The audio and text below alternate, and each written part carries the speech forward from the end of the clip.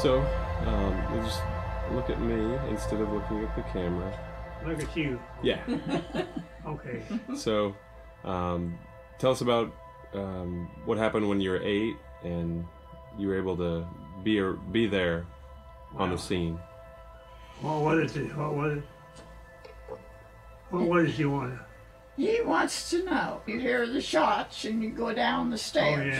Oh yeah. So tell him that. We was up to Doc Brown's. Well, you could hear the shots playing from upstairs where the dentist was office.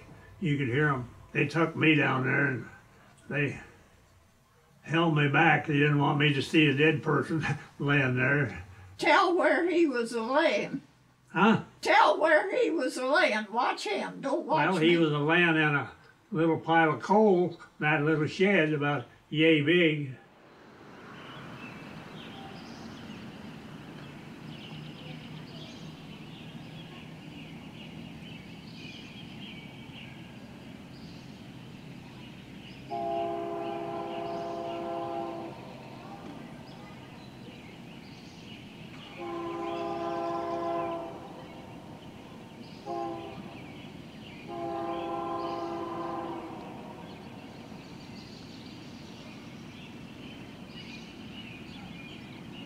Henry Kelly Wagle of Colchester was shot to death on Macomb Street in Colchester, a half block from the City Hall and Police Station, last night at 9:15 o'clock. 3 shots of number 0 buckshot were fired at him from a tightly curtained new Ford Roadster parked in the middle of the street, and he fell to the sidewalk with 36 holes in his body. He died within 10 minutes. Wagle's slayers made a clean getaway, and without a single clue that might be used to identify them, it appeared highly probable that the murder would go down in local history as an unsolved crime.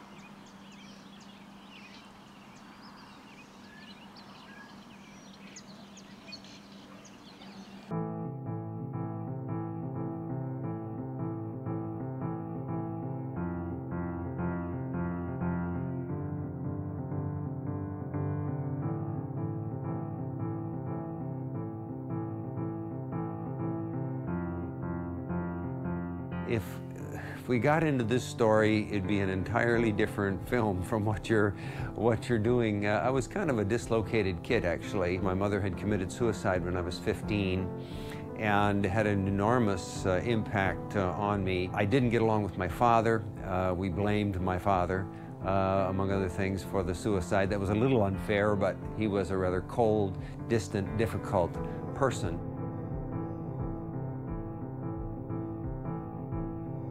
So when I came to Western, for example, in the early 1960s, I was really on my own. When the other students would take off and go home for Easter break or Christmas break, I stayed there. They were there to study, and temporarily I lived there. As a result of that, too, you can see how that particular background connects with some of my themes: death, memory, belonging, community.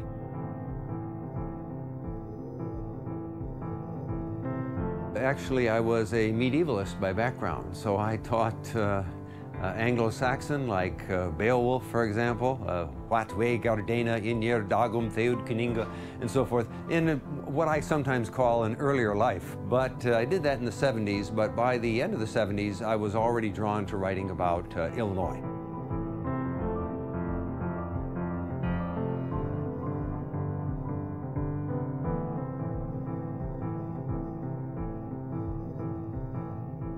From reliable intelligence just received, we are enabled to announce to our readers that the Iron Horse is expected to arrive at Colchester, a point some 6 miles west of Macomb, today.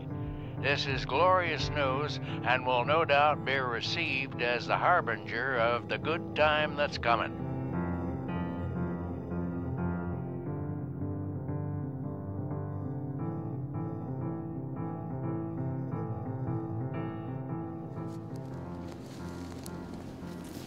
The miners used to dig straight into the hill.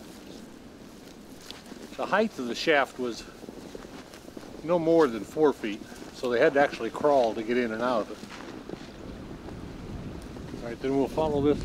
We'll follow this stream upstream, and on the west side is where we find those old mines.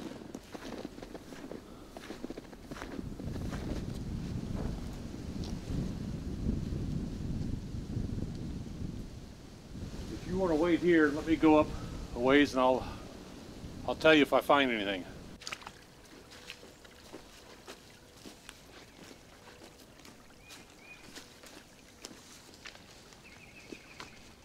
Yeah, this is starting to look familiar.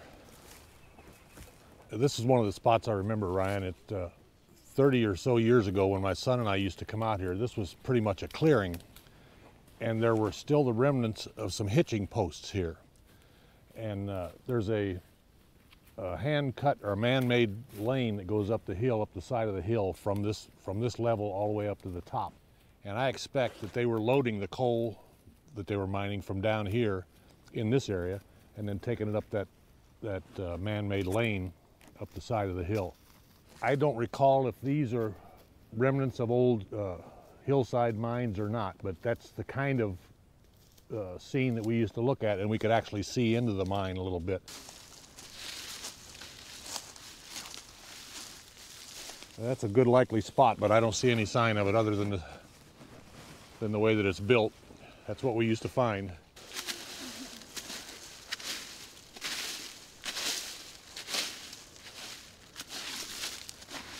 No sign of it now, Lloyd.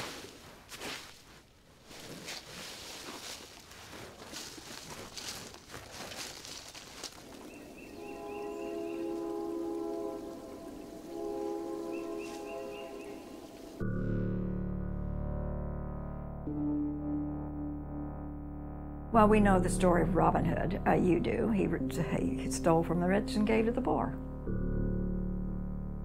And Colchester was not a very prosperous town. It was very, well, hardworking.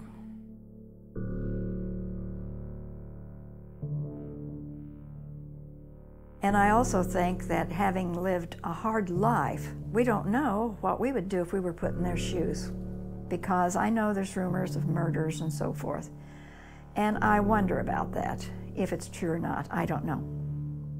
My mother never thought it was true.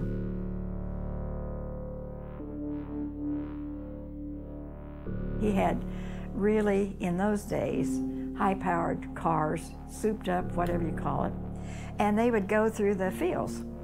And he knew the terrain so well that he knew where he could do it and where he couldn't. They've taken that down, but I can remember as a teenager going to high school, seeing that door on the coal house and the holes in it. Well, it was just, you know, like if anybody's familiar with gunshot, you know what a bullet will do to a tin, and that's what it looked like.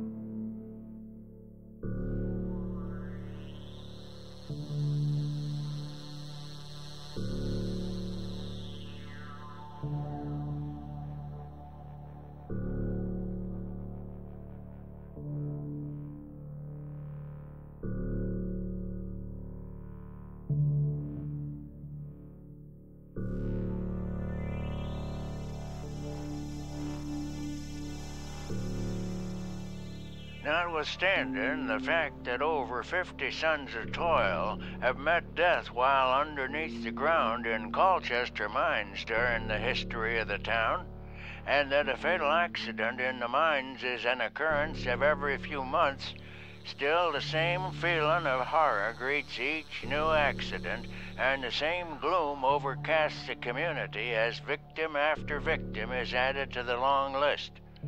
The latest victim is William Carroll, who worked in a bank on the Hickey land 1/4 mile northwest of town, and who was killed last Wednesday.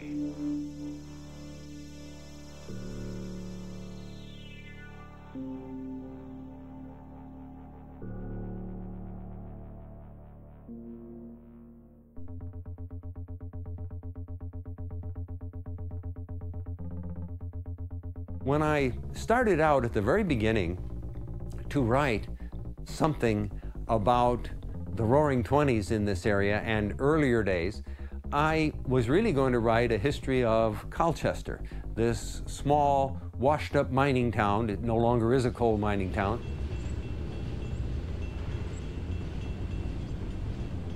It's something like out of a Charles Dickens novel, for Pete's sake. Youngsters going and working with their fathers in the mines at age 10, 11, and 12, spending their days, some of them getting injured or even killed in coal mines, kids as young as 13 and 14 getting killed in the coal mines.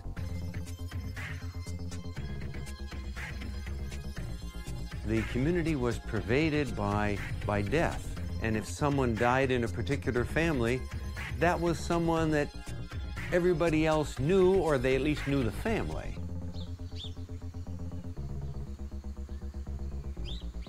Extremely close-knit. The most close-knit town that I know about in this region of the country, and I've studied the towns in Western Illinois, very close-knit, a town that represents, in many ways, the communities throughout the Midwest especially, that have seen better days, that were thriving places, places where the American dream really was alive, where you'd want to be 100 years ago and more, where everybody expected to do better in the future. This was a good place to come to. It was already declining in the early 20th century, and the last of those dreamers to really make it and be admired by everybody around him was Kelly Wagle, who happened to be a crook.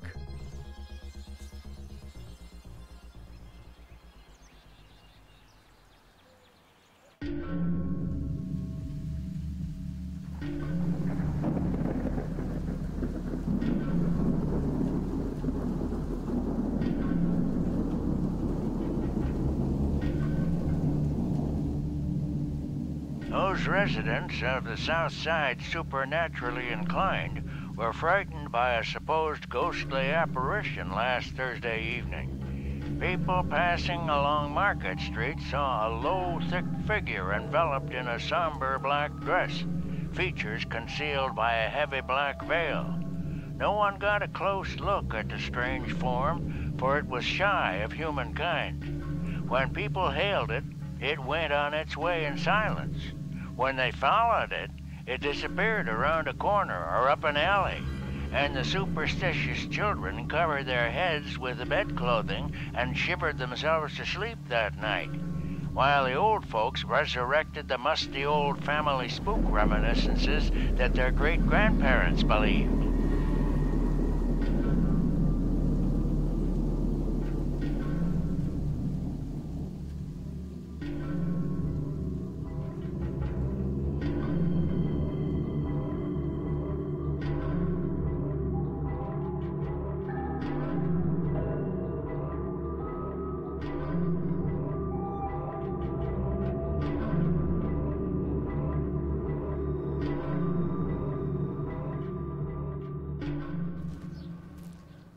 This used to be a platform here.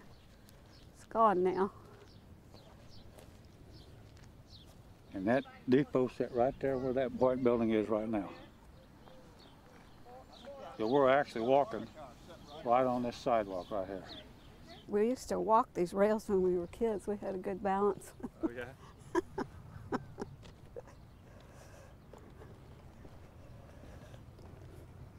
Gator and I were trying to decide where the thing was that he used to hang the mail bag out. Oh, it was close to the depot, yeah. right close to the depot. I remember they came down one day and they threw that mail bag out and that rascal broke and it scattered mail from here to Tennessee.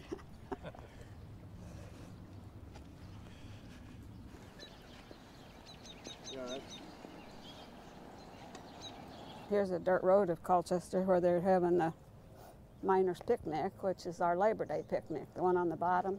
They're walking right down the middle of the dirt road. I think the miners' picnic has got to be one of the older picnics in Illinois. Yes. I really do. They did it way back, they said, to earn money for the miners' wives that were killed in the mines.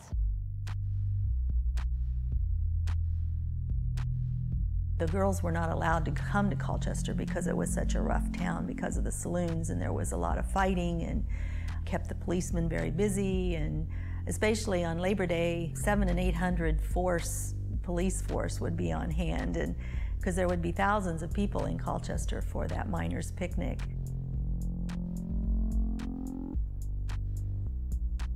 Everyone in town has a story about Kelly Wagle. I think Kelly touched a lot of people's lives because of what he did for other people. I think he had a tender heart, and I think he probably was hurt very deeply at some point. I never heard anything about J. Moon. I never heard stories. The only time J. Moon's name came up was when people would discuss Kelly being shot.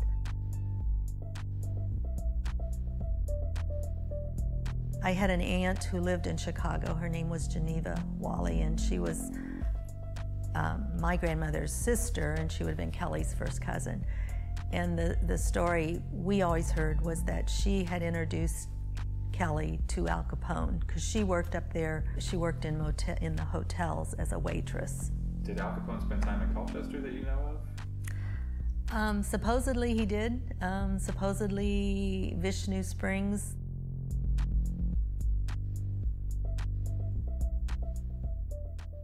Has anybody here seen Kelly? K-double-L-Y. Has anybody here seen Kelly? Find him if you can. He's as bad as old Antonio. Left me on my own-io. Has anybody here seen Kelly? Kelly from the Isle of Man. About everybody in McDonough and surrounding counties knows who Kelly Wagle is. Some call him Kelly, but Kelly is the right name according to its owner. Here is Kelly's own story, as he told court attachés this morning as he waited disposition of the case in which he is charged with violation of the law which made the name of Volstead famous. When I was a youngster in Colchester, we used to go to the park every day and fight things out. Well, I used to be a pretty good battler, and my Uncle John Wally started calling me Jake Kilrain. Kilrain was about the best of the prize fighters of those days. The boys shortened that name to Kelly, and that's how I got my name. Later, when the Kelly song came out, the Kelly was changed to Kelly.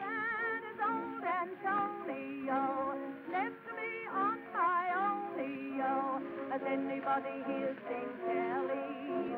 Kelly from the Isle of Man. Has anybody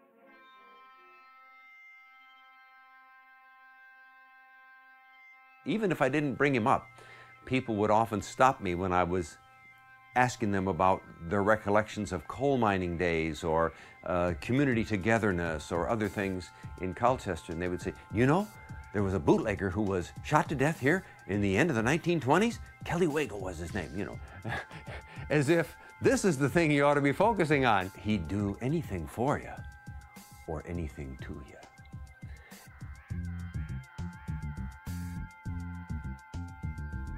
And so I determined to do a story that dealt with both the community and the bootlegger together.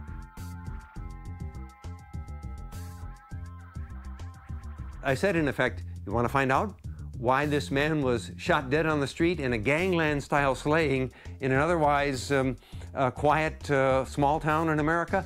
I'm going to take you right back to the beginning of the town. After all, his grandfather was an early coal miner in the town. His father, for heaven's sake, Arch Wagle, was the local policeman.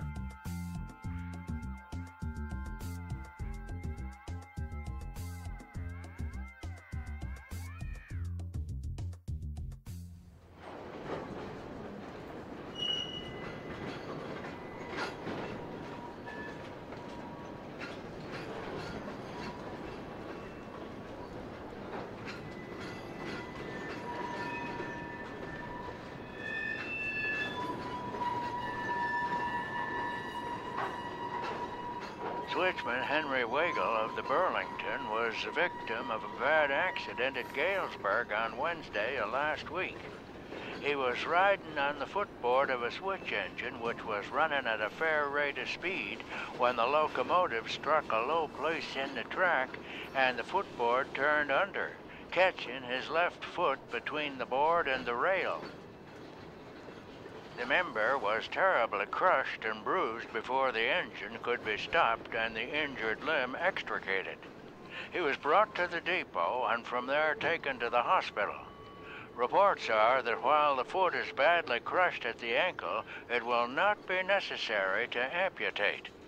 Mr. Wagle is resting as easy as could be expected.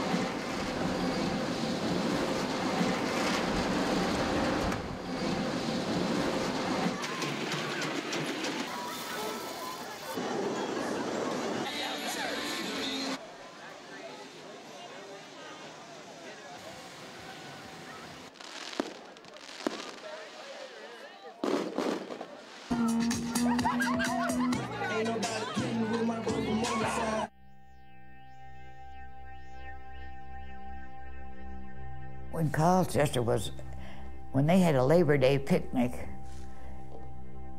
it wasn't safe to be in town because there were too many people drunk. This was before good liquor was made. This was the stuff people made, and it didn't kill them. And what it did, it made them crazy, actually.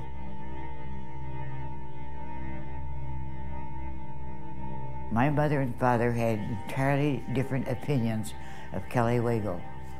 My dad didn't think he was worth the sand he stood on.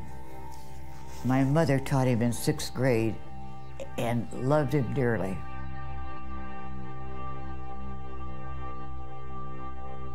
Well, he was involved in horse racing. You name it, he was involved in it. And he had a sister, Geneva, that lived here in Macomb.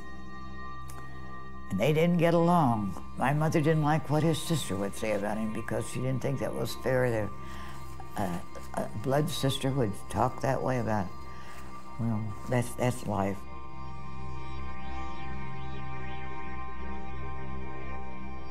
He helped a lot of people. There were more women. My aunt was one, that he saw to it that she got to a hospital when she was in labor. She couldn't deliver a child, and he heard about it. He got in his car, came out to her house, and helped bundle her up and took her to the hospital.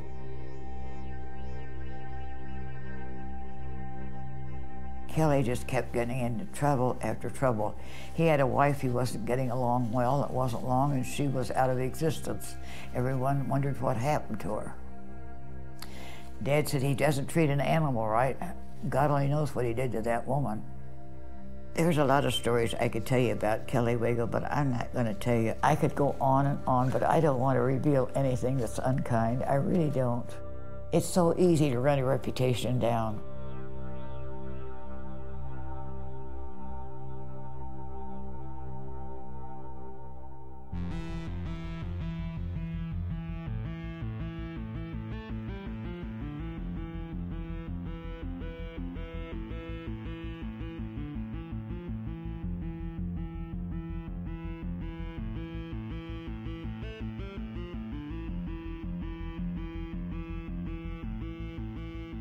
Last Saturday evening, about the hour of 9, while the city was thronged with people all enjoying a good time, some youths purchased a watermelon and proceeded to eat it in the usual way. When the feast was at its height, Henry Wagle happened along and set his number 11s on the melon, thus bringing the banquet to an abrupt end. A warm argument ensued, and as a result, Henry landed at the city building in the care of City Marshal James Whalen. While James was at the phone making arrangements to have the prisoner fined, Henry espied an open window and proceeded to use it to his advantage, making his escape. he left town that night for parts unknown.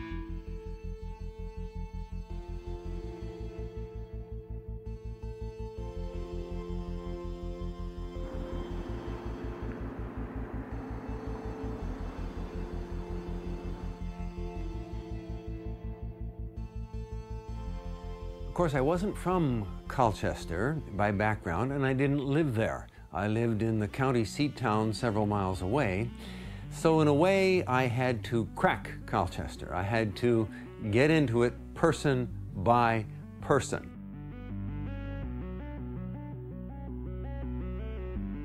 Over a period of years, and really the Bootlegger was a 10-year project, I interviewed more than 100 people, also because I was dealing with elderly people, and in a sense, the more elderly, the better, because the further back they could remember.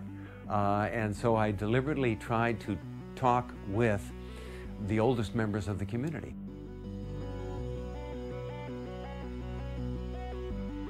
In fact, I actually became struck later on when I got into the book to realize that here I am working in the 1980s. He had died in 1929, and yet so many people remembered him.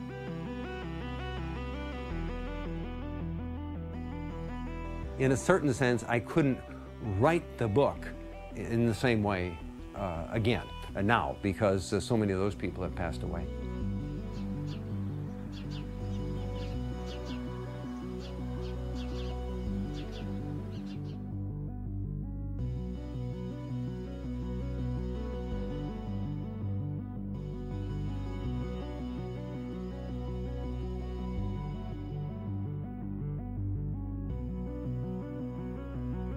The much-talked-of hold-up case against Henry Wagle was heard today. According to Harrison Cohn, a junk dealer of Burlington, Iowa, on the night of May 16th, he was between the mill and the ballpark when someone shoved a revolver at him and told him to throw up his hands. He resisted and grabbed the fella by the throat and called for help. He also grabbed the robber by the face and scratched him severely. The fella hit him over the head with the revolver and also got Cohen's thumb in his mouth and chewed it. The man finally broke loose and ran. He jumped on a horse and rode away. The state claims that the defendant had marks on his throat and face, and that the description of the horse corresponds with the one rode by Wagle. The defense said that he is not guilty in any way, that he knows nothing of the case. The justice, after hearing the evidence, released the defendant.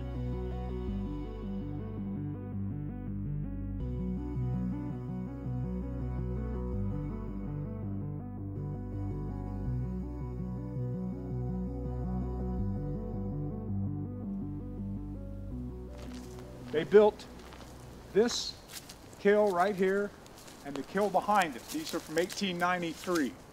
They're still standing. We're not sure, we're trying. They built their own kills. They fired their own bricks. These are made from their own bricks. We find different pieces and collections of tile and interesting stuff that people made and hand done, and we've tried to collect all of it into one place. We've only found 2 of these. These are more common, although they're rare. The Moses King, the MK brick. You'll see a lot of Colchester brick. The other one that kind of got us was the Killy Wagle, because there's his scratchings, and this, we can't prove Killy did it, but he was known as Killy, not Kelly, around here. I was at a meeting one time. This was 50 miles away, and this lady said, "Oh, you're from Colchester. Did you know Killy Wagle?" And she was thinking of his dark side, of course, and the publicity he had gotten. And Bernard, of course, knew Kelly, and he wasn't long in making it clear that he wasn't going to discuss the things that she wanted to talk about.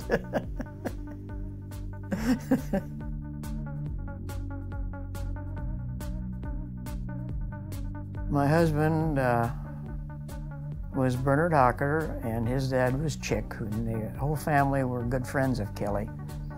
The kids thought of Kelly, I think they were probably as close to Kelly as they were their own dad.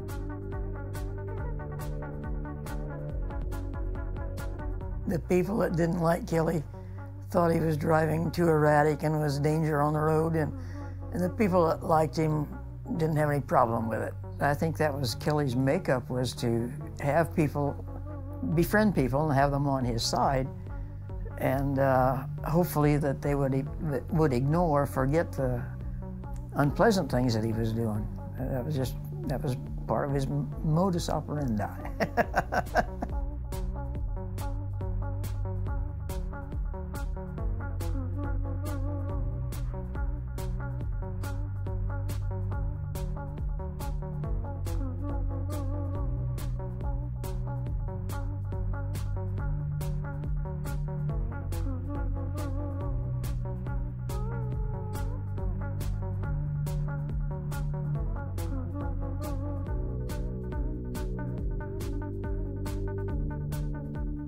When you spend your Colchester-earned dollar in Colchester, you have a good chance of getting it back again. Cultivate the family spirit. Colchester is really a big family. Think, talk, act for Colchester. You ought to think that the town you live in is the best town on earth because you live in it. Keep Colchester in your heart.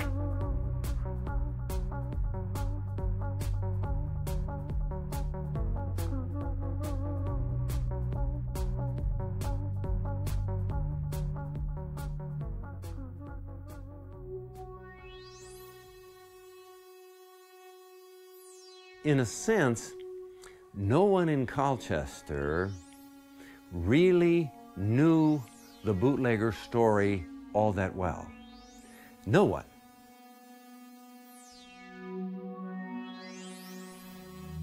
Our ability to remember somebody decades after they have passed away is really very small, and you probably get just a 2% of what their life was involved in. What they did, what they thought, what they said, survives even for a short period of time.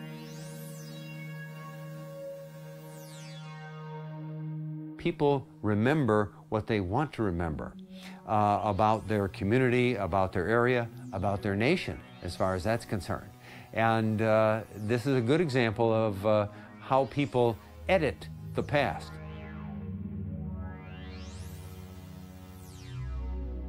He's, in a way, admired because he's wealthy. He makes it. And automatically, that's going to get you some admiration here in the United States, whether you deserve it or not. I realized that once I went to the newspapers and I read through the entire Colchester newspapers from all those decades, more than once, I realized that I was finding things in there that nobody could recall.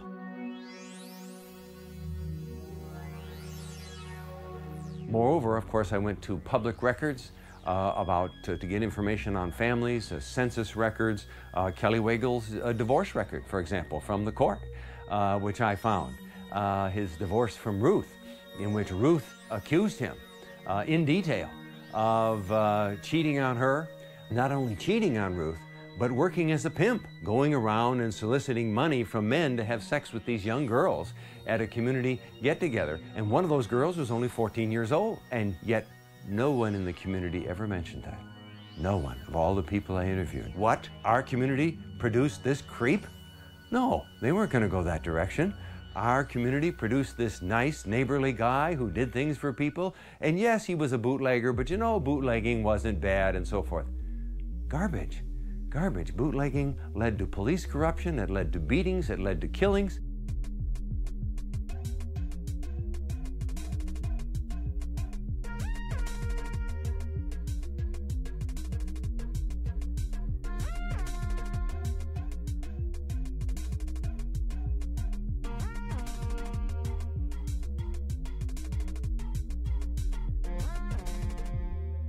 A trial was held Saturday to establish the facts in the case of the state versus Henry Wagle of Colchester, who was charged with assault and battery on the person of Dewey Guy. The trouble occurred at a dance held at the Colchester rink 2 weeks ago as a result of someone's having placed itch powder on a number of the attendants at the dance. An altercation occurred about which opinions differed widely. 8 witnesses corroborated that Guy was struck by Wagle 3 or 4 times. On the other hand, 8 witnesses either did not see the trouble or insisted that no blows whatever were struck. The jury found the defendant not guilty.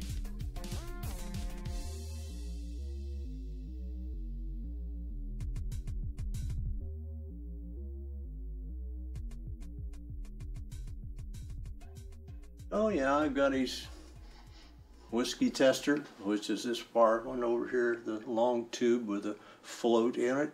This is an old-fashioned taser right here, because if you got hit right back around here on the back side of your head, you go right to the ground. There's the handcuffs, billy club, his gun, the box that the gun came in, the clip for the gun, and I believe the man had some kind of taxis or done some kind of trucking or whatever.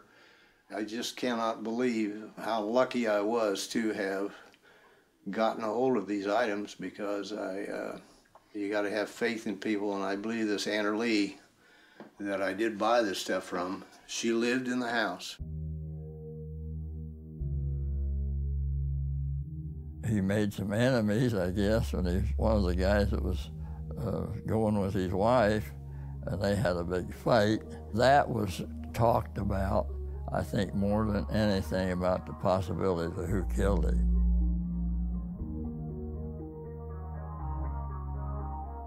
At the time, they crossed that creek in a there's a shallow place, and it was gravelly. You could cross there in a car, and up through a hollow. There was just an open field there, and a lot of cars were in there. I think they had seats set up and had a program, had somebody talking up the good parts about it, you know.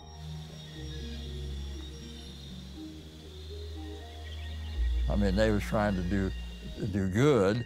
It wasn't always, they had to hide some of it, or, you know, it was drastic, but they was really trying to do good things. It seemed like it was around a big bonfire light, and they had torches carrying them around.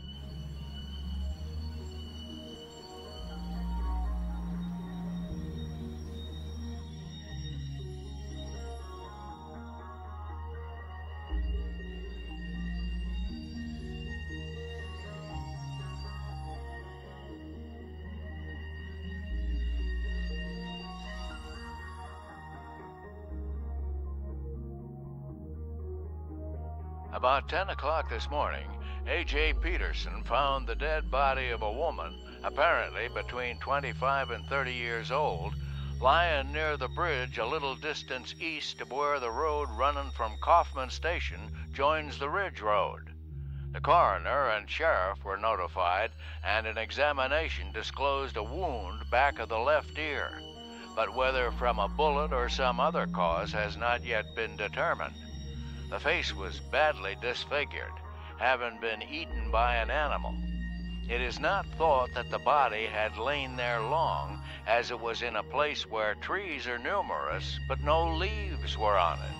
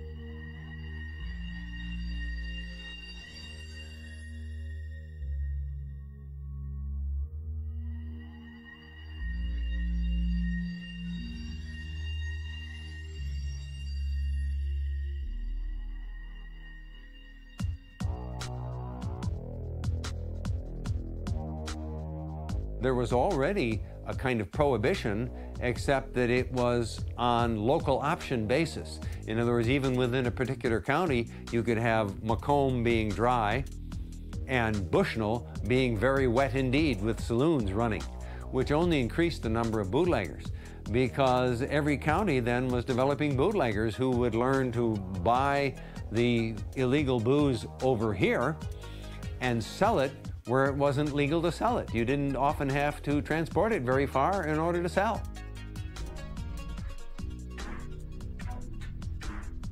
Clearly his identity over a period of years in his young life was built partly on, I'm the one who's willing to defy the law. I'm the one who's willing to go my own way. I'll put my relationship with you. If you want booze, I will supply it for you, and we're buddies. And I'll put that relationship ahead of an abstract conception of the law. On the other hand, Kelly Wagle himself didn't drink. He didn't drink because his mother especially was very much against drinking and had brought him up to be someone who rejected drinking.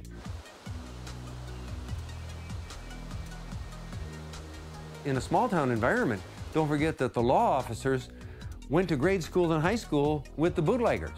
They're buddies, they're friends, and so they have to go out and arrest their friends for breaking the law, a law which they themselves, as policemen, don't necessarily agree with.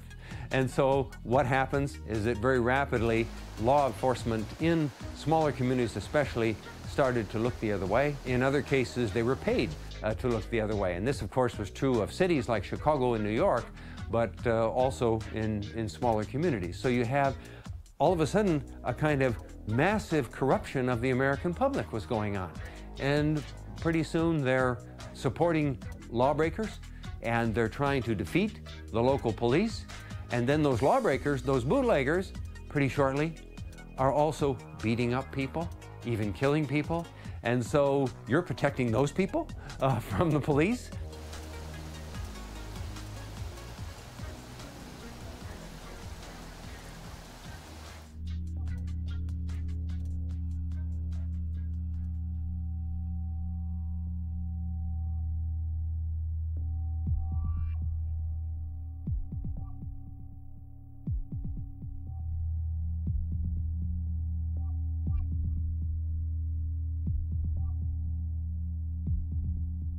The house owned and occupied by Henry Wagle of this city was burned to the ground Wednesday night or early Thursday morning, together with much of its contents.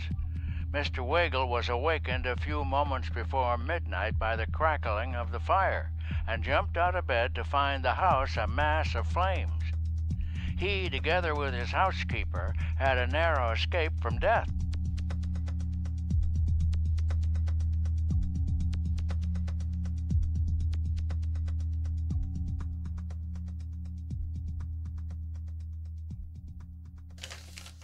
That's it. That's it. That's a combination. That's it. The one that's in the house. That stuff belonged to Kelly Wagle here. It used to stand, my boy had it on there like that. It was supposed to be a guy that smoked a cigar and got sick. He had him glued on there and he fell off. That was a game they had. I don't know how it played. What's the writing on there? Blanche Wagle and Cecil Underhill played Blinch, the winner of 1928. You want me to open it up for you and hold it? Wait a minute, they're put it back in the frame for a blog. When was that taken? 1928. Was Kelly still alive then, or was... No, I don't think. I hope not. She had it taken for Cecil Underhill. That's what it says on it. That's some of the, there's a lot of fiction and lies in this book, let me tell you. Really? Yeah. That's my mom, my grandma, my grandpa.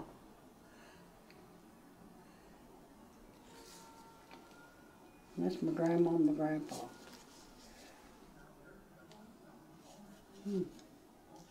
That's my grandma. The church is here, you know right where it's at. You know that little house next to it? I was born there. That's where I was born. And then there was nothing there, and then her house. They owned everything on that block except the church and the house to the east of them. They owned everything all the way back to, boy, way back in there. He owned it all.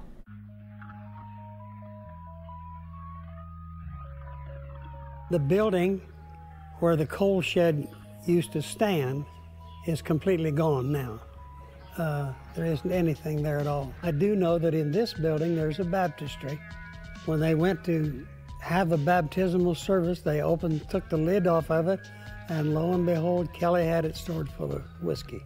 He was kind of a scoundrel, I guess, for Colchester. He made a lot of notoriety around here.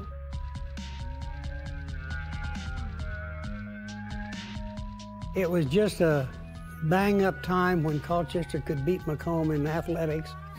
A lot of times we did whop them. But then most of the time we got took through the pea patch. But we haven't, I don't think anybody ever got killed.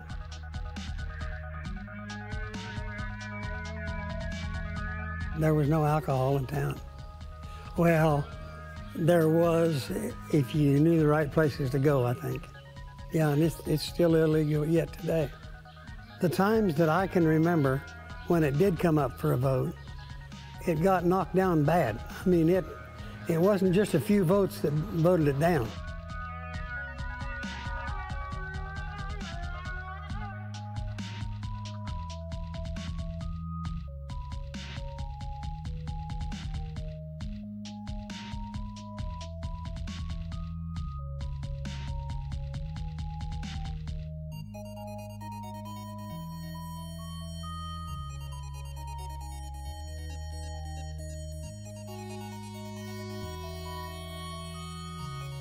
There's always been this rivalry between Macomb and Colchester, and there has been for years. There still is, to a degree. He was a big gambler. It was quite a joke. Then here he'd come up with all these players from the Black Sox. And he got them out of Chicago and brought them down here. Oh, yes, he brought them down. Secretly. Secretly. And they beat him. Well, they just beat the crap out of them. Shoeless Joe Jackson. Shoeless Joe Jackson, yeah.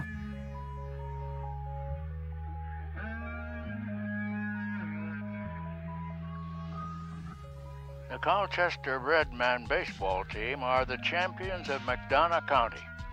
In a deciding game full of thrills and in which men of worldwide reputation, perhaps the very best there is, participated, the Colchester team defeated their ancient enemy Macomb by a score of 5-0.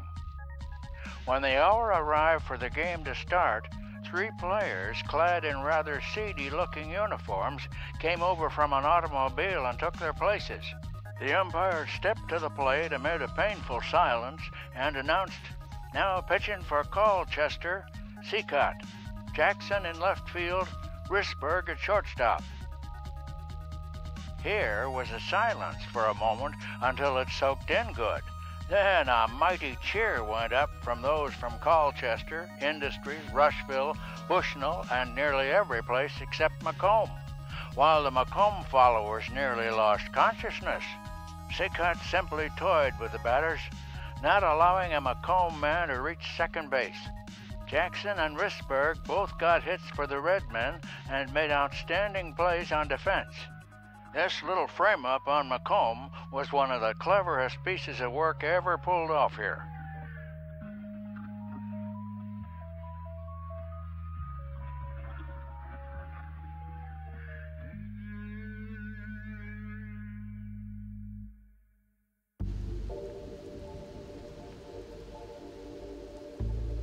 The 3 women that he did have marital relationships with were women whose lives were troubled, in a way. Ruth's father dies, a desperately poor family living in Argyle Hollow and so forth, so Kelly comes along at just that time when I'm sure there was a great deal of stress in their lives. And so Ruth ends up marrying Kelly. Well, of course, she becomes pregnant in the first place. Kelly doesn't really want to marry her. He's not too anxious to do that. He eventually does. I'm sure pressure from both families led to that.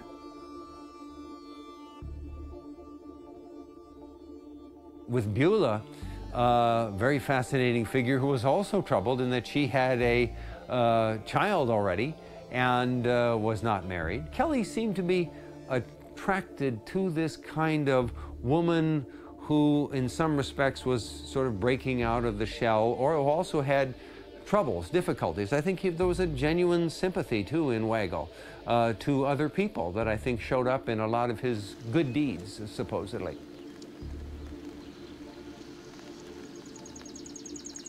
Blanche, his third wife, in a similar way. She was in a troubled situation. Her husband had died. She had a daughter.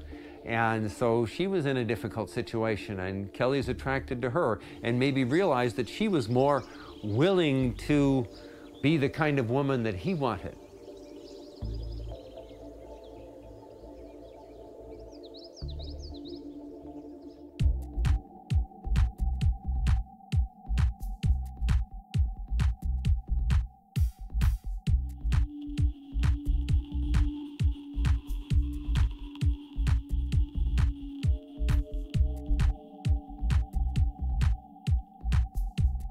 Do you believe in the tenets of the Christian religion? Protection of pure womanhood? Preventing the causes of mob violence and lynchings? Prevention of fires and destruction of property by lawless elements? The much-needed local reforms? We stand for the above. Do you? Address Box 160, Colchester.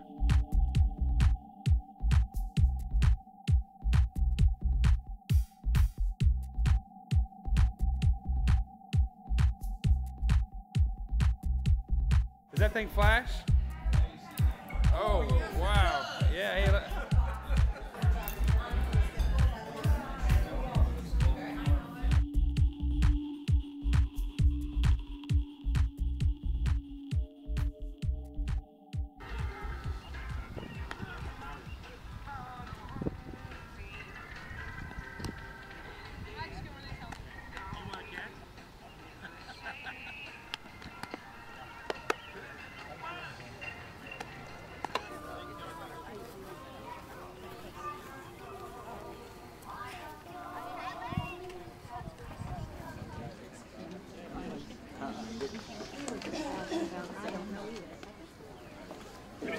We're ready. Good. 10 minutes.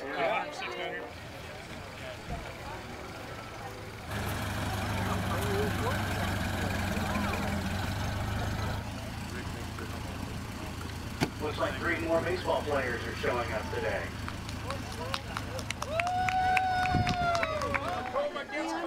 The Macomb coach realizes that those 3 players probably haven't ever stepped foot in Colchester. 3 former White Sox players who just a month ago were banned by Kennesaw Mountain Landis, the commissioner of baseball.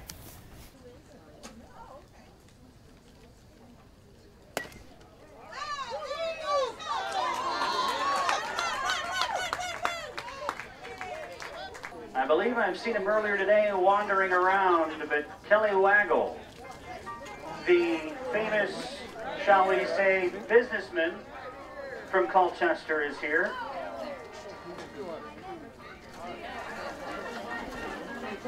Popcorn! Yeah, the style of those have not changed.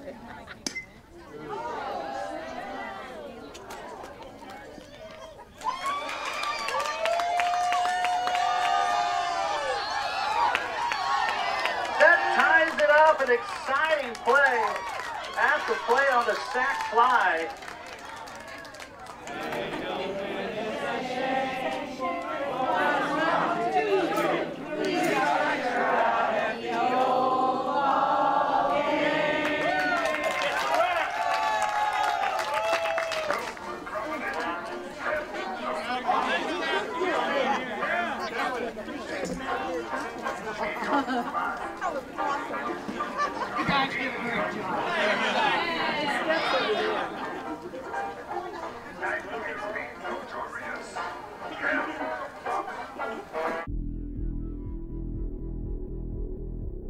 There was a lot of betting on the game. I'd heard from one person that somebody owned rental properties and put up, instead of cash, put up several of the rental properties that was willing to wager on the game. My grandfather played in the game. He played second base. From reading the box score, I saw that he had a hit in the game. So.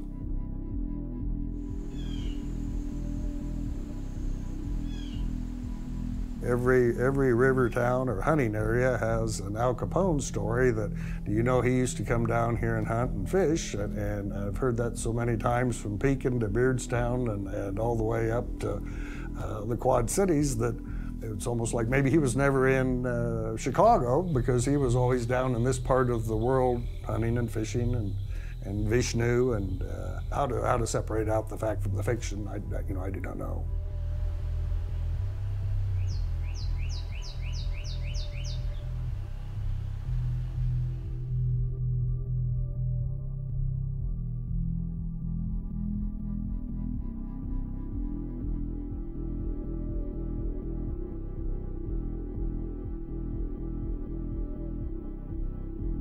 Mrs. Harriet Polk, newly elected Lady Mayor of Colchester, will set out upon taking office to clean up the town. Asked about her election, Mrs. Polk explained, "Well, perhaps you know that this was a non-partisan election, with the only issue being that of liquor. Moral uplift and righteousness will be the aim of the new administration."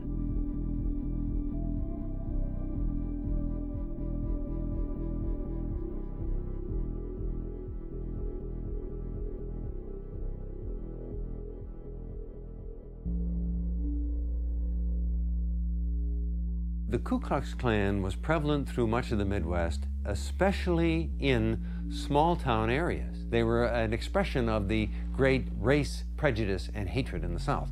But that wasn't the issue, of course, in the Midwest. Many communities like Colchester didn't have any blacks. And so you had a kind of uniformity there that would allow for that sense of it's us against whatever the outsiders were. It's us against those Italians, those Greeks, those Poles, or whomever else you were against, but they weren't like us here in our town. The Klan was naturally opposed to Kelly Wagle because they became opposed to drinking and they were opposed to law breaking. The Klan became as large as any organization in Colchester in the early 1920s.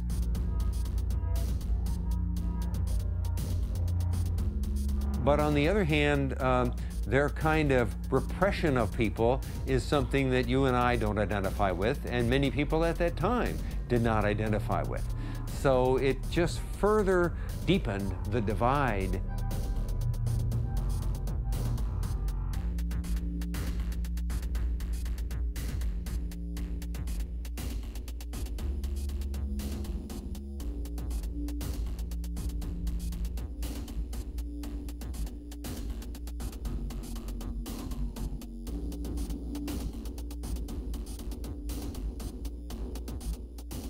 Indications of a clever auto theft ring with probable headquarters in Chicago today resulted in the detention of 5 cars and the arrest of Henry Kelly Wagle of Colchester, who sold at least 3 of the cars to their present owners. The local officers are referring Wagle to the Chicago Police Department, where he will be given a stiff questioning in an effort to establish the identity of the persons really guilty of stealing the machines.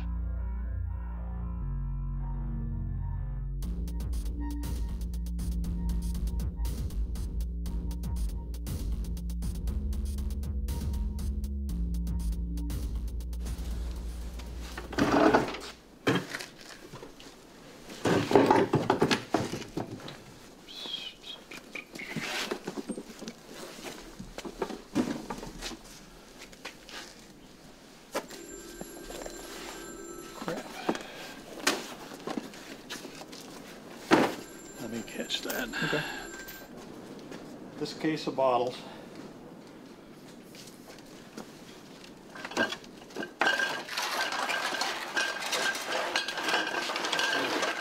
Part of a case that never got used.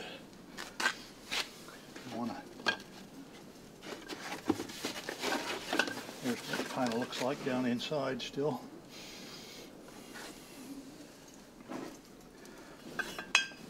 These were in the barn behind Kelly Wagle's house. As they were tearing it down, I took the case of bottles out of it before they mashed it and bulldozed it and etc.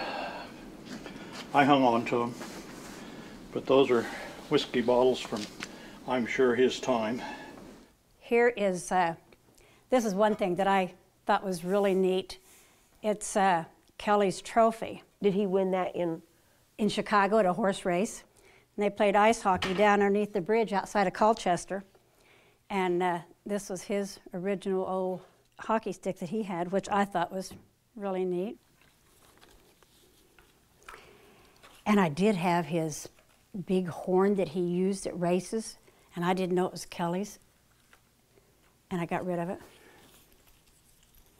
And this is a feed basket? Something. Yeah, it's Kelly's.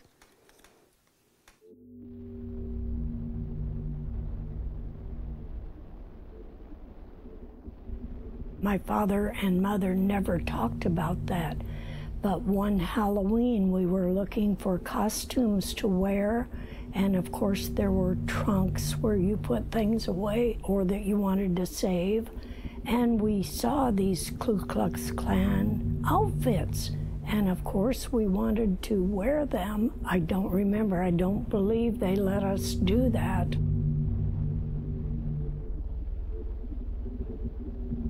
All I know about it was that they did do some good. It wasn't all like you hear about them burning places out and stuff. I think they did do some good, but that's only by what I read or hear.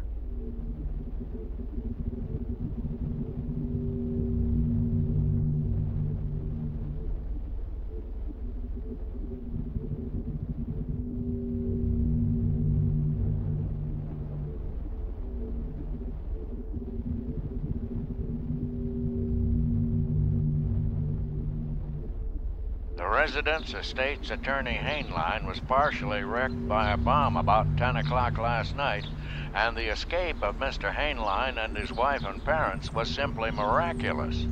The force of the explosion was felt all over the city, and with the fire alarm following, there was much excitement. Indignation runs high at the outrage.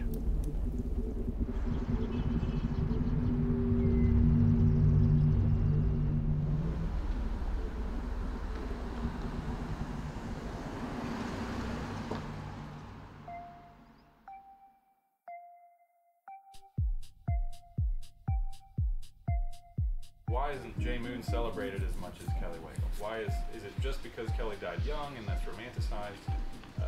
Do you have any thoughts on that? Why Jay isn't more celebrated?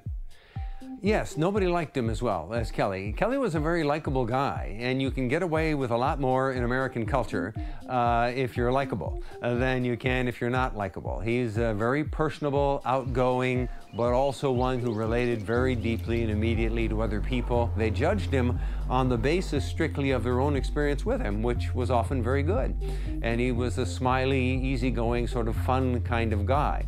But there was very much another side to Kelly that was very frightening, as I point out in the book. He's a very troubled individual and very capable of being dangerous. J. Moon was different in that J. Moon was not nearly as outgoing. He was more quiet into himself, and as a result of that, he was never as popular.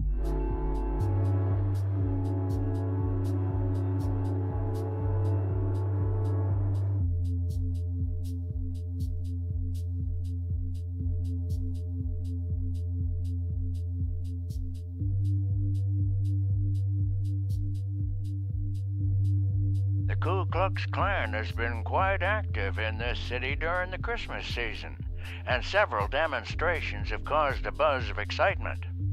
On Sunday night, the congregation of the Methodist Church here was thrown into great excitement when 11 white-robed figures silently marched inside the door while the pastor was offering prayer.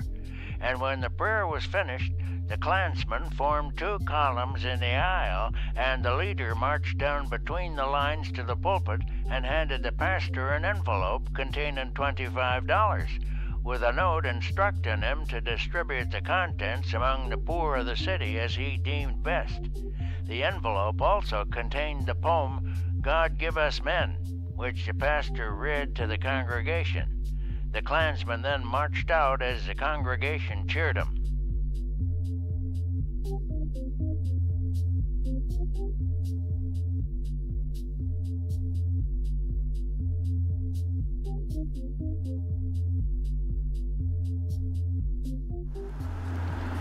This church was actually the first building in this area, and then everything was built around the church.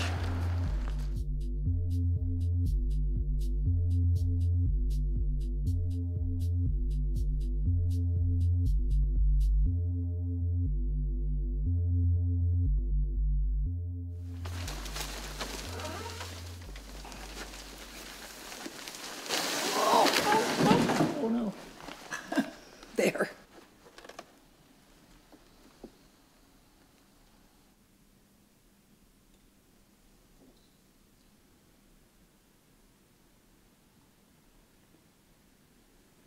It's heavy. Once you get there, got it. Lean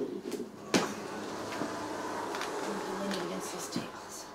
This is a sunken baptismal fount that's approximately 5 or 6 maybe by 8 or 10.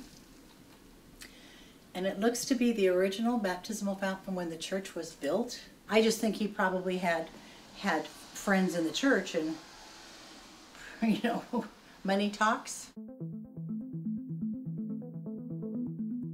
Everyone in Colchester thought that J. Moon had shot Kelly Wagle, but it was never proven.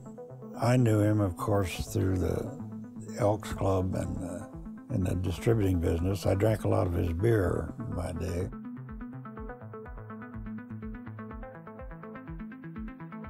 I remember Jay, he was a pretty shrewd dude. I always thought there was something sinister about the man.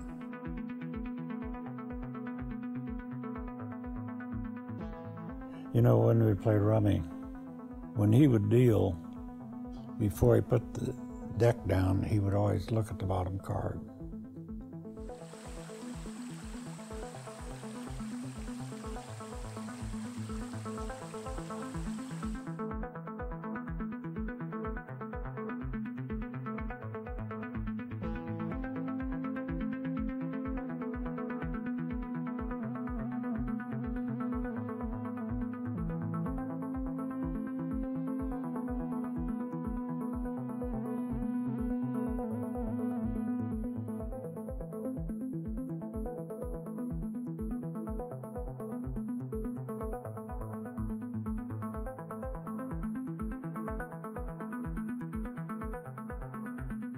Nine-year-old Edna Bell Clark was seriously injured in an auto accident last Friday in Colchester. Edna Bell was thrown forward through a windshield, and her neck and face were fearfully cut and lacerated. Doctors Harrison and Dillon were called and were at the scene in a few moments and gave first aid. And then she was taken in Henry Wagle's car to the hospital at Macomb, arriving there in 12 minutes. Wagle grasped the child in his arms and lifted her into his automobile and was speeding toward Macomb before witnesses realized what he was about. He made the 6 miles in 6 minutes, and at the hospital at the county seat, an operation was hurriedly performed, which saved the child's life.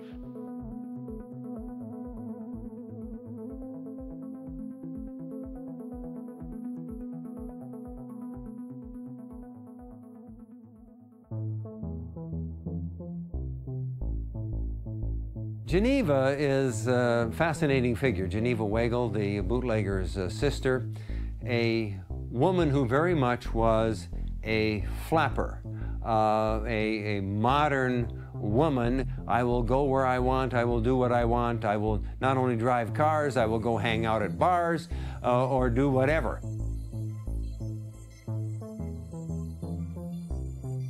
Just ran into a man not too long ago who said, "Oh, I remember Geneva. I was just a teenager. I never heard a woman swear like Geneva." She was rather infamous in the town for having boyfriends, legendary for being that way. I remember talking to some women.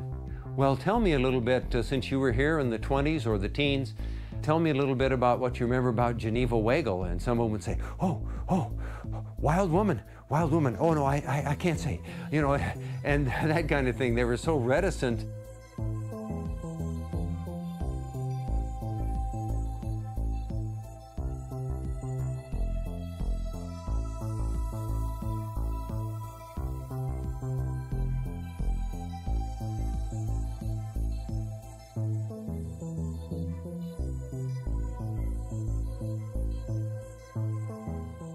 A raiding party composed of Sheriff Atkinson, Deputy Eagle, State's Attorney Harris, and Marshal Kipling last night swooped down on a building in Colchester that is owned by Henry Kelly Wagle, and armed with search warrants seized 70 gallons of alcohol. The haul was the biggest ever made in McDonough County, and in the belief of officers, its seizure strikes directly at the source of much local bootleg alcohol. State's Attorney Harris was today preparing to file charges against Wagle in the county court, and a capias is to be issued for his arrest.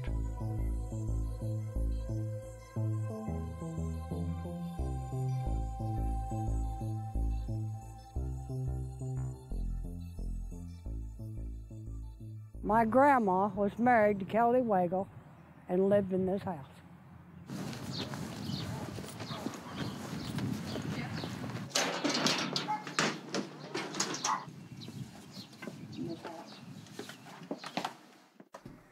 Yeah, there the old creature is. Ooh, I don't want to crawl in there. Oh, it's awesome in there. I know, but you know what? I never was in there. Really? We weren't allowed to touch it. Really? I'd always thought it was a full-length door. I didn't know the difference. Till the day she died, and 30 minutes later, I was inside there. Yeah. We wondered what that room was because... Was it? Because we'll see.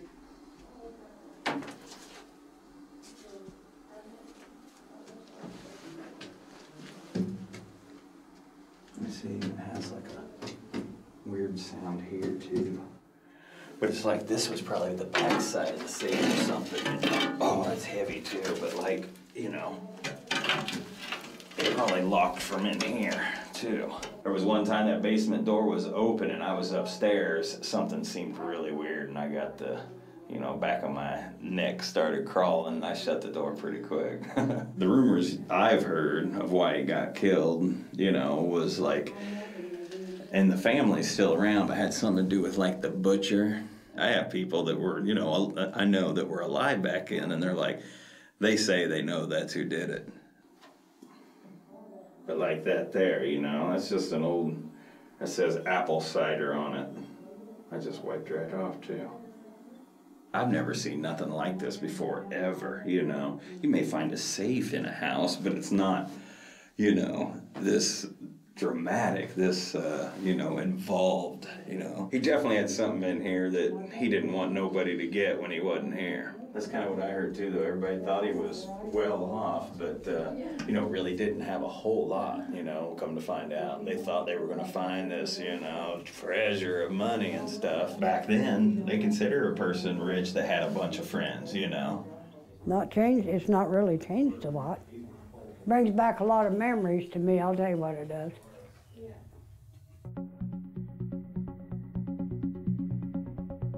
People are always interested in the Kelly Wagle story.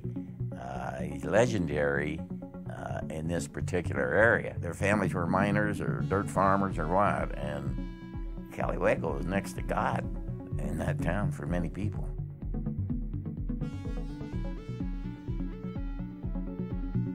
John Moon fronted for Kelly Wagle for several years, and after the death of Kelly, John did become kind of the kingpin. John was in a good position to become a legitimate distributor, and he had it from here to the river. There wasn't a bar, a dinner club, a nice restaurant that didn't buy their booze from Western distributorship.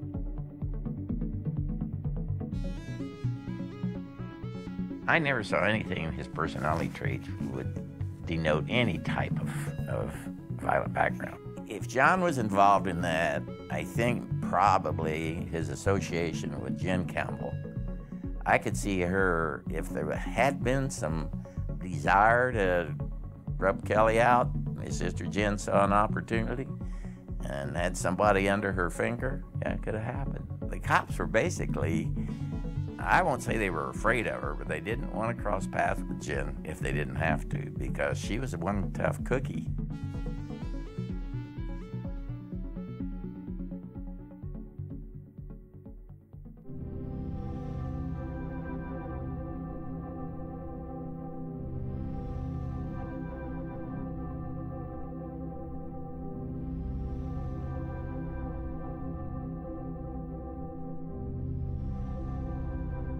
Tuesday morning, a cowardly attempt was made to murder J. Moon of this city. At about 10 o'clock, Mr. Moon got into his car to drive to the business section. When he stepped on the starter, there was an explosion which wrecked the car and broke several windows in a nearby house. It is a miracle that Mr. Moon was not instantly killed. One toe was dislocated, and bones in both feet were broken. It is feared that he will be left permanently crippled.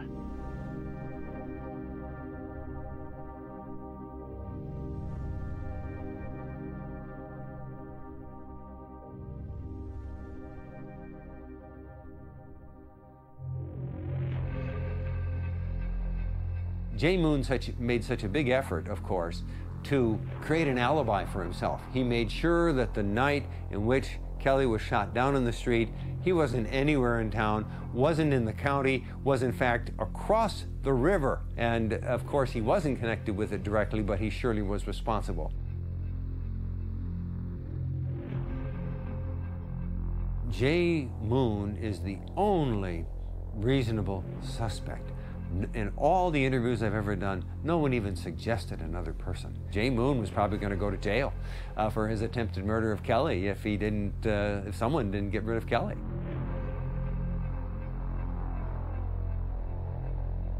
In my office at the university, I'd get a letter, and it was a letter with no return address on it, just my address at the university and a stamp.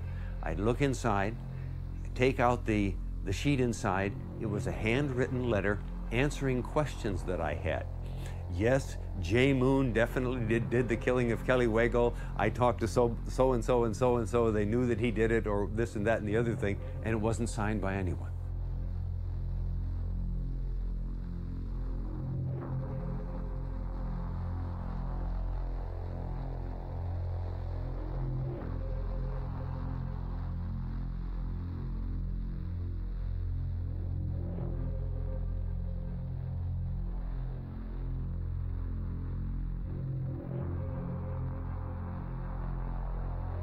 A shotgun charge fired from behind a tree into a Ford Tudor sedan barely missed Henry Kelly Wagle of Colchester, who was alone at the wheel.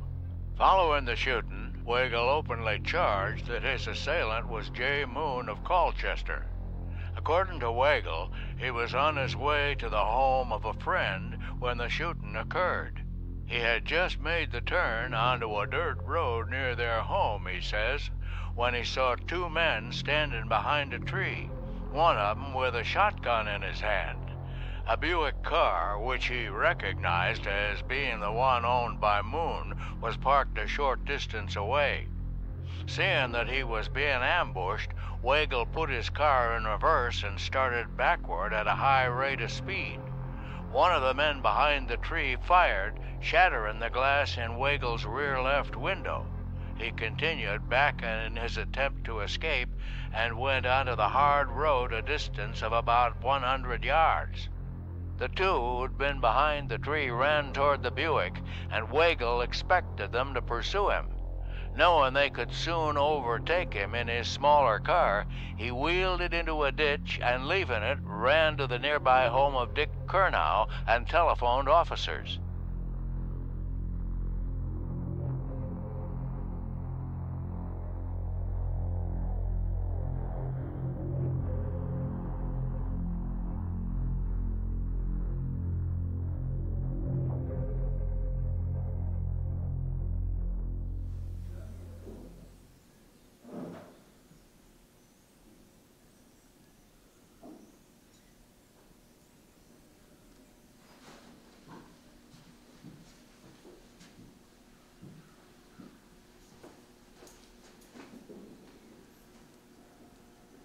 there's some stuff in the basement, like in the basement, that you're definitely gonna get. All right, or wanna show us? need to get, yeah. Yeah, let's take a look. Show us. It's got, there's like a casket, a wooden casket and stuff down there, and all Really? kinds of stuff, yeah. Come on down, I'll show you.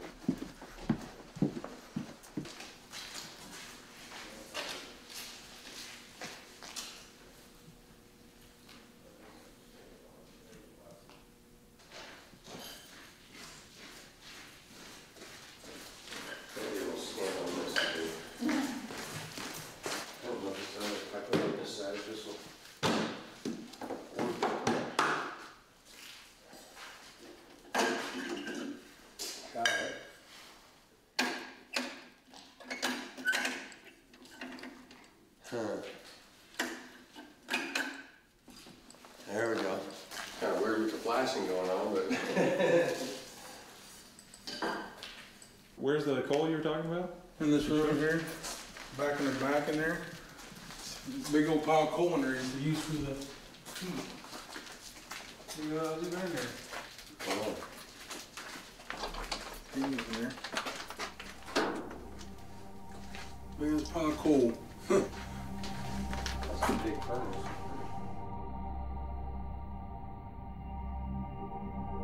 Beulah was my mother's sister. She was my mother's oldest sister, being 20 years older. I kind of have it pictured in my mind what probably happened. First thing would be her learning, Beulah learning, that Kelly and his brother were taking two women to St. Louis for a weekend liaison. So I can see her driving to St. Louis on this two-lane highway to St. Louis. She walked in on him at the hotel, and Kelly must have beaten her there, give her a little more impetus to do what she wanted to get done. Jumped in the car, beat it back to Colchester, and Kelly had, I think it was $1,400 worth of booze, or booze that she sold for $1,400. But the big one was she took his new, brand new red, probably a Buick Roadster, and took off.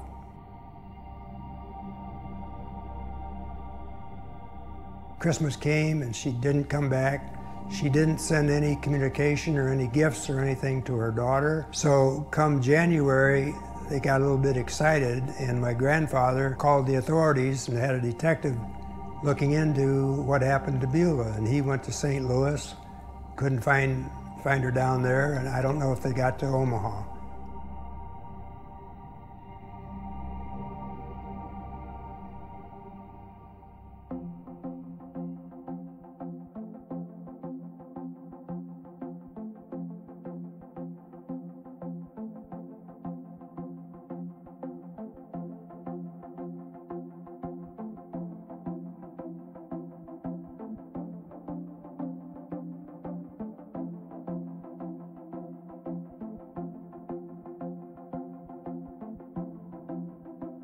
As a mark of the high esteem in which they held Thomas Henry Wagle, mourners estimated to number 1,000 gathered at 2:30 o'clock Wednesday afternoon at the Methodist Episcopal Church to pay their last respects.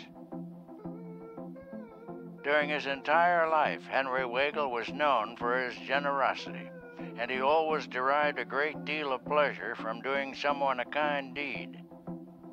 In time of sickness, whether it was a contagious illness or not, Henry Wagle was the first to volunteer his services. If some person found it necessary to make a hurried trip to some point, no matter how distant, Henry Wagle always responded and was never known to accept pay for any of his services. No bigger-hearted man ever lived than Henry Wagle, and we are proud to class him not as a pleasing acquaintance, but as a friend.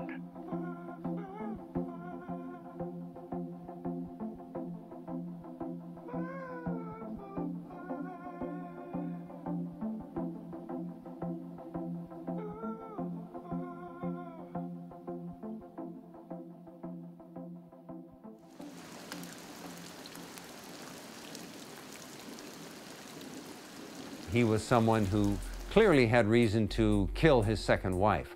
Very much he felt that Beulah had betrayed him for example. He's very touchy about that. Loyalty was extremely important to him. Kelly was very sensitive to who could I trust and who could I not trust. When he realized that he could not trust Beulah, who wanted out very much because he was running around with other women and so on, and left. Not only left, but took his car.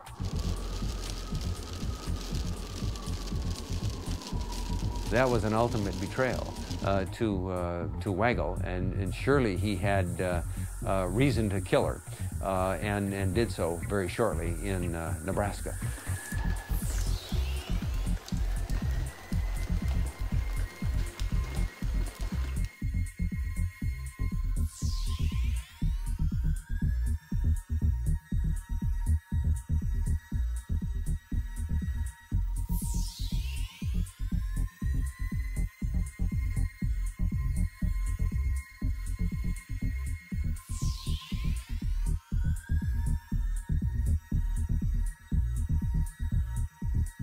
FYI, here's what Mrs. Ruth Ewing, formerly Mrs. Ruth Wagle, has to say very confidentially about the purported murder of her former husband's second wife. According to Mrs. Ewing, after Wagle was slain in the spring of 1929, his will was probated and it left only $5 to his son, who has always been with his mother. Mrs. Ewing said Henry's brother Glenn came to Chicago and talked to her in an effort to get her to start suit to break the will, in order to get a bigger share of the estate for her son.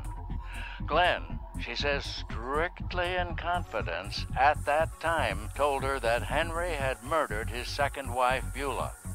Beulah is the probable unknown stranger slain and buried in Omaha.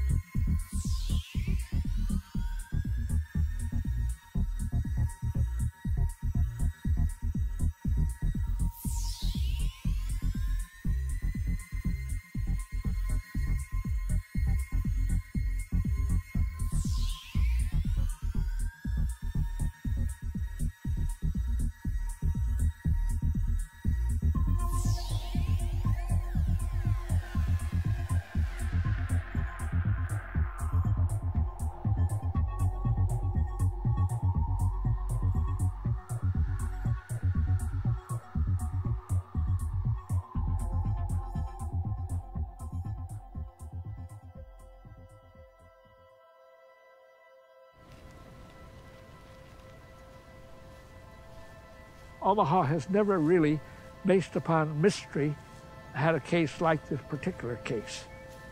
And in my mind, it was one of the best. And I'm totally engaged in it. I came here because I knew that she was buried at this site in 1919. I don't see it. But it would be, I would say in this area, right? I would say this area right here, and it was along the road. about in the middle of this section here, section 12. Right in this area here would be where the marker was. So she would have been buried in this area right where I'm standing. There are graves here now. I mean, there are people buried here now. They just don't have stones. But this section is filled.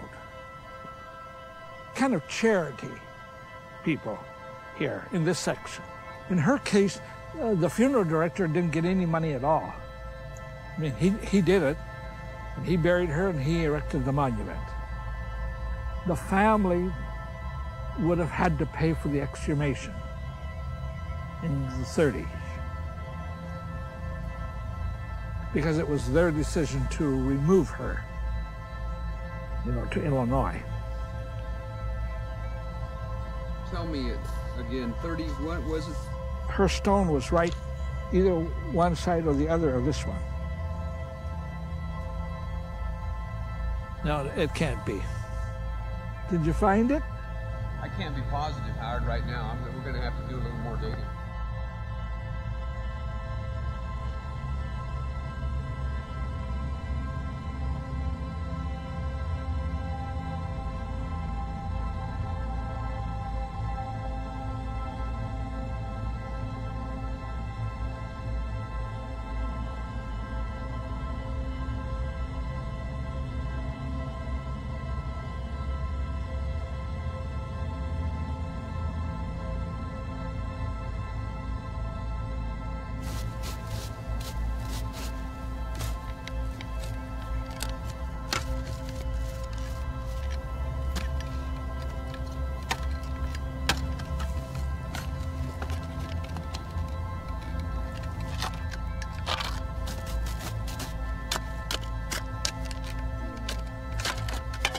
Didn't we see it moving? Yeah.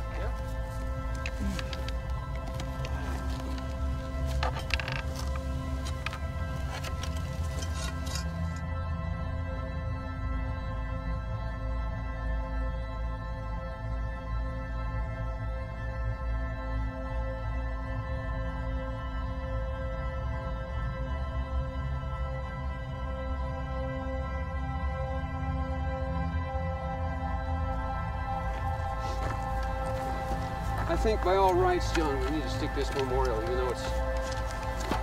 But this has no inscription on it, but...